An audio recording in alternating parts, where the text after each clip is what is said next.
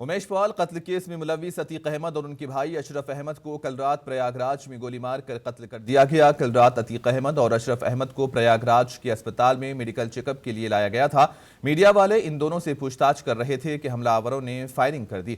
शरपसंदों ने medical college के सामने फायरिंग करके अतीक और अशरफ को कत्ल कर दिया। ये सारा हमला मीडिया और पुलिस के सामने किया गया। ताहम तीनों हमला आवरों को कत्ल के फौरन बाद गिरफ्तार भी कर लिया गया। पुलिस के मुताबिक इन दोनों का पोस्टमार्टम आज किया जाएगा, जबकि दोनों की तदफीन आज शाम तक की जा सकती है। वाज़ेह है कि एक दिन कबल अतीक अहमद के बेटे असद अहमद और शूटर गुलाम के साथ पुलिस के इनकाउंटर में ये मारे गए। इसी दौरान शौहर के कत्ल के बाद अब शाइस्ता परवीन के सामने आने की खबरें तेज हो चुकी हैं। इतलात के मुताबिक शाइस्ता परवीन दोपहर तक नमदार हो सकती है और इसी दौरान चीफ मिनिस्टर योगी आदित्यनाथ ने इस वाक़े की आला सतही तहकीकात का हुक्म दिया। इन्होंने इस सिलसिले में 3 रुकनी कमेटी बनाने की भी हिदायत दी है।